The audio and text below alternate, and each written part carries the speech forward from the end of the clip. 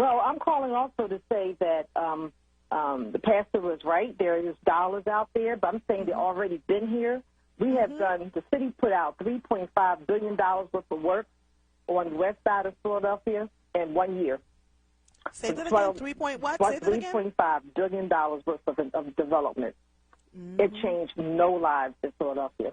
It did not impact us. We didn't even know it happened. So all you have to do is look at the skyline of Philadelphia, take a photo from 2018, end of 2018, 19, and then 20, and you'll see all of the money just sitting up in the skyline. And with each high-rise, there are smaller developments that are happening. So there's a lot, I call them onesie-twosies of development that's happening. So if you look in your communities and your neighborhoods, you'll find a lot of these developers are just doing massive amount of work in which no one, even from the people from the community, are getting the dollars.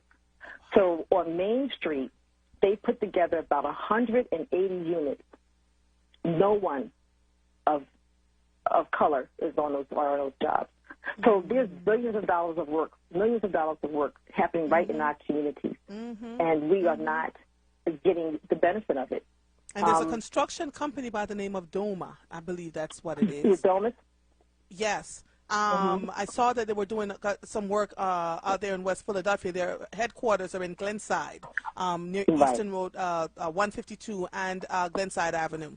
And I said to my husband, I have to look them up because they're doing really well to buy this piece of property right here for their offices. What are they building? What are they constructing in the city? You know? Well, Domus did I'm a contractor. Okay. So as a contractor, I've actually worked for Domus. I worked for Hunter Roberts. I worked for Keating. And Domus started off as a small company, did a lot of projects and like the high-rise projects, and as far as demolition. And I'm sorry, before he did the demolition, he did the rehab. After he did rehab stuff, then he demolished them, right? So, so anyway, they are on a better track now because they actually changed their company structure. So they actually have a partnership with Procedure, and Procedure is a finance company, and they're the reasons why we have the what's the name of that hotel you did over, the Divine Hotel. That's a Procedure job. The Met is a Procedure job, which is also Domus.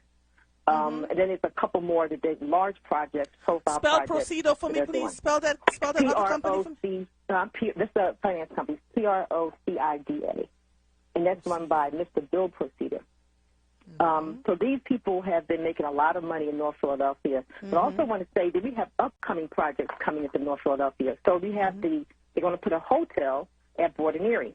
Not a rinky-dink hotel, one of those hotels that has a lot of companionship building. So you wonder, where are the people going to go when they put the hotel at Broad and Erie? Because if we can't afford to live next to a hotel, otherwise we would all live downtown. Right. So if you're going to put a hotel at Broad and Erie, what's happening to the people? What's the impact? Not only that, ma'am, you can see the construction coming straight up Broad Street. Yes, you can see the shift and the changes happening coming straight up. So where are the people going to be? You know, where's the money to help people fix up their homes and to give them tax abatement so that they can stay in their properties versus, moving them, forcing them out? That's what it is. So when we were on a Zoom call, there was a conference call with the city was explaining what was happening, the planning commission, what was going on with Broad Erie and Germantown. Well, first of all, when they select few people who were a part of that organizing, the second thing they wanted to do was close down the entry from off of Broad Street onto Germantown. And when you do that, that's the linkage for emergency vehicles to go straight to Temple Emergency Hospital. They're going to put a piazza there, like we need a piazza. So you tell you right then and there, better not stop for us. it. So when I asked, I said, well, where are the jobs going to be for us, for the community? They said, well, we have some cleaning jobs. No, they did not. Yes, they did. Okay, you know what? I'm going to need you. Hold on for me. Hold on for me because you're giving us a whole bunch of great information, and I don't want to lose this because we've been talking. We've been talking about the city. Is this a part of their 2035 plan? Because I went online and I read it, huh? Yes, it is. See what I mean? And I actually protested, even I was on the board for the North 2035. A bunch of us protested putting the Piazza there. We also protested having intense high-rise properties put up and down Broad Street, from Broad Street 15th, 16th, and then 17th, and then from Broad Street 14th, 13th, 12th, and 11th. So going east and west on Broad Street, they're putting in high-intensity housing. Hold on one second. Don't hang up on me. Just let me take a quick break. You are listening to The Source, 96.1 FM, 900 AM, streaming live on wordradio.com. Follow us on all social media platforms at OnWord. 215-634-8065 is the number to call in. If you are hearing the sound of my voice, I am Andrea Lawful Sanders, and we will be right back after these messages. Philadelphia, it's State Representative Joanna McClinton. The stakes in this year's district attorney's race couldn't be higher. For decades, the DA's office devastated black communities through brutal punishment while never holding police accountable. DA Larry Krasner has changed that in just 3 short years, while his opponent spent 35 years relentlessly pushing the policies that destroyed our communities. We cannot let him take us back. We have everything to lose. We must keep moving forward. Vote now, vote early, vote Krasner for DA on May the 18th. Paid for by Krasner for DA. Recovery starts with a call. Pennsylvania's Substance Use Disorder Hotline is staffed by real people who are trained to help. They're here 24 hours a day, 7 days a week. They'll get you or your loved one into treatment regardless of your access to insurance. If you or someone you know is suffering from addiction, call 1-800-662-HELP. Recovery starts with a call. Paid for with Pennsylvania taxpayer dollars. From safe to seamless, convenient to contactless, and local to express, SEPTA is the Philly way to go. Plan your trip at iseptaphilly.com. This is Word Radio, 96.1 FM and 900 AM WURD Philadelphia. Independent Black Media. You're listening to The Source with Andrea Lawful Sanders on Word Radio. Streaming live on wordradio.com and the Word Radio app. Welcome back to The Source. If you're just joining us, I am having a conversation that is riveting to me by one of our WURD listeners, Tina Marie. The one before that was Miss Karen, who also had some great information about a fund that we need to look into and some money that's has never been held accountable for. And so, Miss Tina Marie, let me just say this to you. I can't even begin to tell you how important what it is that you're saying to us. Again, because people are frustrated, but they don't know what they're frustrated about or what they're looking at. Does that make sense? You just came on here and broke it down in the lowest common denominator so that now certain things are making sense. Can you tell me where they're planning to put the Piazza? So the Piazza is going to be, I hope you have an echo. The Piazza is going to be on the northeast corner, right next to the brewery building, which is soon to be a hotel. And the Piazza is going to be that entryway that used to link, you can jump off of Broad Street and go down Germantown Avenue. Mm-hmm. So when you close off that link, you then wonder what happens to the stores that are already on Germantown Avenue. And when you asked that question, what did they say, or did you not ask? Well, I did, and they have a new development for that area. So the group they're called the Germantown Erie, Board Germantown and Erie, BGE, and that's the organization that they put together from the community organizations, a lot of city officials, and it's been validated. And they've had meetings. I've been to them. But I can tell you that most of the people who go to those meetings, once those meetings were not from the community. I feel like the people from the community are going to be totally crushed when they start seeing what's in store for them. Right. One of the things I said to them is that we can't live at Borden Street, where a hotel is. We can't live at Borden Walnut, where a hotel is. Mm-hmm. So if we can't live there, why would you bring and that's because the hotels are there. Why would you bring a hotel into our community? Right. There's so many. Here's the thing. If you look at the funding that they're utilizing, that they're going to utilize to restore that brewery building, that funding comes from was earmarked for low-income individuals to have them for housing for low-income individuals. Wow. So, they're going to pull the okey-doke. I don't know exactly how they're going to do it because they've been transforming what that bill is going to be 4 times. First, it was supposed to be for low-income housing for people. Then it was going to be for mixed and with some housing. It's a regular process of, I guess you call it 3-card Molly. Yes, because I've been having conversations with people on the air and off the air about that piece, right? Where's the low income housing going to be? And you look at the plan on paper on the website, it looks like they're trying to do something, but it's also very evasive. You're not getting real details around exactly what is happening where, what's going where, right? And so that entire Broad Street corridor, I was wondering, Tina Marie, what they were going to do when they reopened the Divine Lorraine and the Met. Right? People are going to want some place to stay. They're going to want some place to park. So this stuff is coming.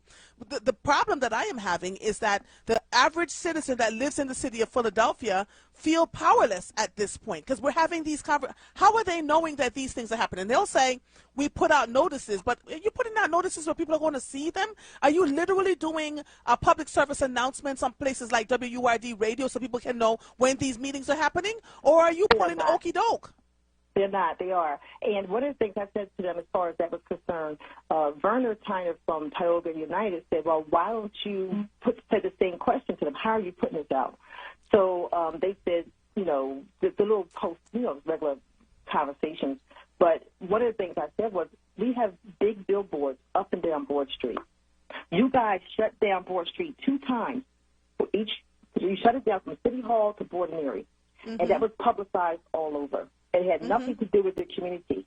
That was a seek and destroy mission where you can go and see, so people of not of the neighborhood could walk through City Hall and or bike and see and explore without feeling intimidated.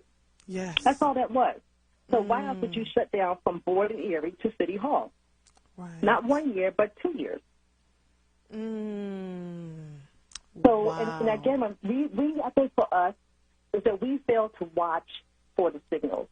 And then the other part you said is true. Once we see the signals, we don't know what to do with them. We don't know how to connect those dots. Yeah, and so what they're expecting people to do is to do things like pick up the phone and call this show and fuss and complain about losing their rights and their power, but they're fully aware. And when I say they, I mean they are fully aware that the people can, that the fussing may just only last for a moment. But folks have got to be fully cognizant, fully aware of what's going on before all these things start happening. This is really sad. And it wouldn't be so bad if they found ways to incorporate the people that are already living into the city and saying, look, we're going to put X, Y, and Z here, but we're building great housing for you so you can still be a part of this city. It can still be affordable for you. We're not seeing that. And if that is happening, I need somebody to call, pick up the phone, and tell me. So exactly. So there's another organization called TPP Capital, and their goal is to bring in housing, market rate housing, and some type of architectural school and agricultural school, et cetera. But one of the things he said on one of the meetings I was in was that they were going to be building senior housing, but market rate senior housing. And then the owner said that, now hold your seat for this, that this neighborhood, which is low-income individuals, people who've just been working at minimum wage jobs all 3 generations, 4 generations, and now they're aged out. He said that they took a survey, and the people in that neighborhood said they do not want any more affordable senior housing. Which people? Who? I don't know. I'm trying to figure out who these mysterious people are, because these people have aged out, have worked their behinds off for years at these low minimum jobs, and were left in Philadelphia because we pushed all our good jobs out to the suburbs. And now you're telling us that we told you that we don't want any affordable housing for our seniors? Wow. And so they're going to put market rate housing. This is a black firm. Oh, Lord. So there's 500 affordable housing units, 234 fully furnished one-bedroom studios, right? This is for senior studios, independent living rentals, 55 plus. The number is not affordable, it's market rate. 94 1-2 bedroom of condominiums, These are going to be for sale for the workforce housing. We all understand now that workforce housing is not for people who make minimum wage.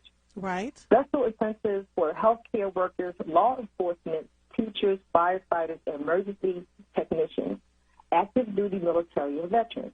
So that tells me a lot of things right there. The average person who knows deals with the city, they do not make enough money to do workforce housing. Right. Because believe it or not, sadly enough, our firefighters and policemen really don't make a lot of money. Right. So you have to have a family of two. And you know our teachers don't make a lot of money. So it's kind of like they're giving you the mirage that you are going to be, those individuals can afford to buy here. But we also know that the population from Temple, they want to be able to walk to work. And they need this area because Temple Hospital built in this community. Right. They want to put 286 market rate condominiums, 259 market rate rentals, 34 graduate medical residential units, 1,900 square feet of retail space, 19,000 square foot of retail space, 20 to 30 retail outlets, offering affordable, high-quality, fresh, local, seasonal, natural health food, etc. 32,000 square feet of retail space, another for a healthy food hub, and 16,000 square foot indoor vertical farm for the year-round production of vegetables. And this is not for us, right? More. Because if none of it. This is only some of the things they want to put. But here's the thing. This is a lot of land. People live in this land that you're talking about. So where are those people going to go so you can build this world? Where are they going?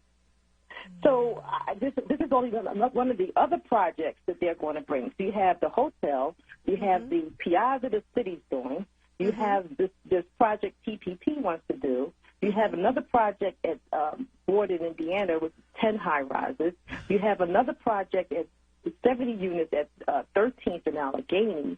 I mean, this is a full out-and-out war. Yeah. And what can the average person do right now, Tina Marie? Because you clearly have the information at the tip of your fingertips. What can people do right now? How can they attend these meetings? How can they show up and get their voices heard? Well, most of these meetings, believe it or not, are not open to the public. Of course not. We don't even know that they're happening. So when they're probably ready for us to know about them, they're pretty much already set in stone. I was having biweekly Zoom meetings to try to educate people on the things that I know and bring in other RCOs and other the people who are in the know. They didn't get a lot of participation. In the beginning they did, then they didn't. So people started, I just got zoomed out. But we have to find out. We have to know these things because if we don't find out, it's going to be too late. Right? Agreed. Can you get a pen? Can you get a pen and paper for me, please? I sure can. One okay. You ready? Yes, I am. B Brown, BBROWN at wordradio.com. That is my content producer, Brianna. B Brown at WURDradio.com. We're about to do something about this. You are going to come onto my show once a month and give us an update. Let's give this what it needs, what it requires for people to understand what's going on so that they can hear. Are you open to that? Absolutely. Okay. All right. Absolutely. I fully appreciate you so because I don't want people to lose sight of because we see it. We see something is coming up the Broad Street corridor. We just don't know what that something is, you know? We've watched schools. I would love everyone to start Zooming because we have VBA hearings every week. Every week, and then every month there's a CDR meeting. Those are acronyms. So what's a BBA hearing? Tell the people what BBA means. Right, a zoning board adjustment meeting is when variances for people's property are voted on by the community and then submitted to the board, the city board, which is the ZBA, for their either dismissal or approval of the variance change. We are fighting every week to maintain homeowners and to reduce multifamily properties and to take some of the crazy architectural activity out of the communities. Yes. With these high extended buildings and roof decks that are like 2 stories higher than the surrounding properties. We need people to come to those ADA hearings because the ZBA board says, well, if they're community care, they will be here. Wow. And they can't be where they don't really know, right? Right. And then the other thing is a CDR. A CDR is a civic design review. They have absolutely no power. And how that is bad for us as a people is that there is no way, there's no one to say no to them. The only thing they can do is present their proposal. So every month they get the CDR reviews about anywhere between 10 to 15 proposals. These CDRs are triggered whenever someone's going to build more than 50 apartments. Right. Every month, so I can't tell you how long, they've been approving, but not approving, but just having to listen to people who are going to build units up past 50 units. So last month, for example, they heard 12 cases, and each case was over 100 units. Wow. Now, do the math on that. Yes. Now, understand this is the most important thing to me, is that as more market rate housing comes into our city, it reduces the amount of people who are low income. Yes. What that means is that the politics, the economics, the transportation, the schooling, everything that we do is going to change. It's going to flip. But here's the most craziest thing. We just did a census that showed that the city was mostly black and mostly poor. By the time we get done this transformation, that lasts for 10 years, by the time we get done this transformation, those people are going to be moved out, and those who are receiving the recipients of all of the benefits of this poverty that's no longer here will be people who don't need it, but they will get all the rewards from it. And those people who do need it will be dispersed because there's no one place that we're going. You're being separated to the point. Well, Tina Marie, they're dispersing them. They've been dispersing them for years, slowly. It's just picking up now. PHA is giving out those vouchers are one of the prime candidates for low-income disbursement because they don't put you in the city for those vouchers. You have to go. You can go anywhere you want to go, but you can't get here. It takes 5 years to get a voucher approved, maybe in Philadelphia, but 3 months if you want to get out of Philadelphia. What? PHA is a developer. That's what they are. They're developers. They are not there for them to. I don't know. There's so much stuff going on in this world, right? But they're developers. You have been. Let me tell you something. It's so funny today. As I was getting ready to get on the air, I was like, oh, sometimes I just wonder if everything that we talk about on here is making a difference. I'm literally like questioning all of this. And this is why I'm questioning, because here you come. Had I taken the day off and not, been on the air like I should have been, we would not have heard this.